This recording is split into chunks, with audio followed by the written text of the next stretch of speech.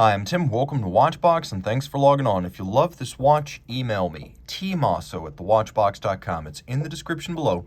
Your purchase and pricing email question line for buying this or any watch you see on any Watchbox platform. Please reach out to me directly. Email tmosso@thewatchbox.com for pricing. Today, we are discussing one of the most attractive watches launched for 2020, 1 year ahead of the green dial curve. This is the British Racing Green Dial Breitling Chronomat B01 Chronograph 42, and it is all those things the name implies. 42 millimeters in diameter in stainless steel. It's a throwback to the 1984 Chronomat, the watch that helped to relaunch the modern Breitling company. So 42 millimeters in diameter with a relatively tonneau-shaped case. It is 50.5 millimeters from lug tip to lug tip with a 15.3 millimeter thickness and a 22 millimeter spacing between the lugs. Throw it on my wrist. My wrist is 16 centimeters in circumference, and you can see that it fits nicely. It's actually not that thick. It's comfortable. You do have to size down the rouleau bracelet, which is itself a reinvention of an 80s look that was present on those chronomats from the early to mid-80s. And you can see that the watch is broad, but not excessively so. Being about 50 millimeters across the wrist, I could recommend the Chronomat on rouleau bracelet for a wrist as small as 15 centimeters in circumference, but probably no smaller.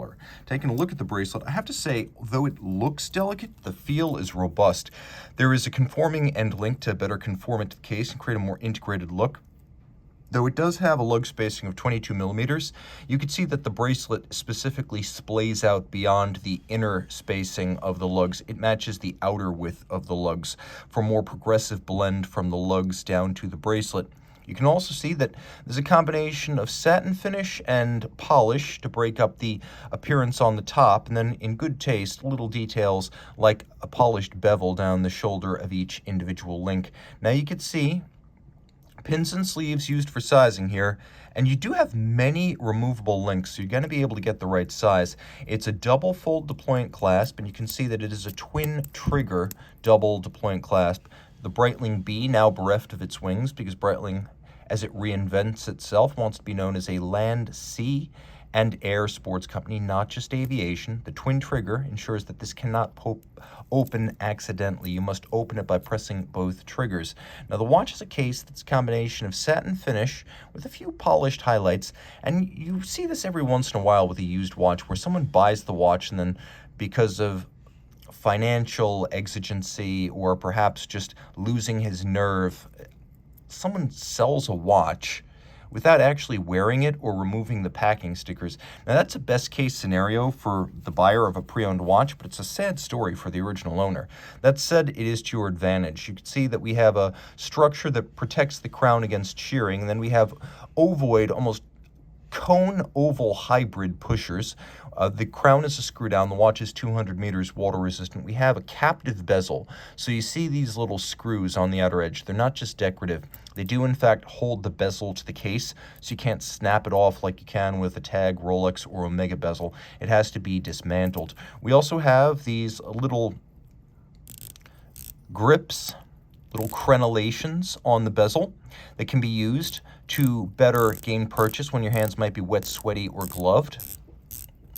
And those risers allow for an easy grip. The bezel itself is a dive bezel, unidirectional, 120 clicks, and a sharp and positive detent. The watch could function as a diver, even though at face value it is marketed as an air-oriented chronograph. Let's take a look at the lume right here. As you can see, there is no shortage, and somewhat surprising, the sub-registers are also luminescent. You can also see there is a pronounced hammerhead form to the outer edge of each of the hour indices. It has a hammerhead tip pointing outwards. Now, the dial. It is a lush and lovely metallic sunburst. The sub-registers are anthracite, so between gray and black with a little concentric pattern inside each one.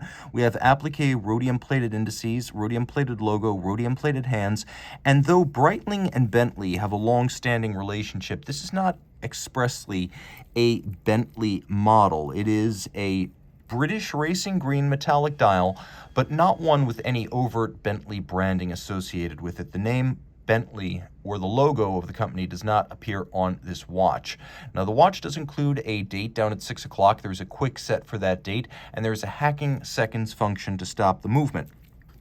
Turning it all over, you can see Breitling caliber B01, originally launched in 2009 in the Chronomat. It was not originally designed to be seen, but it's proven to be a fairly attractive looking movement. Automatic winding, it has a 70-hour power reserve. It features a column wheel, which you can see for crisp feel and report as you operate the chrono. And then it has a vertical clutch for smooth, seamless engagement. And if you wish to leave the chronograph running thanks to the vertical clutch, you can do that.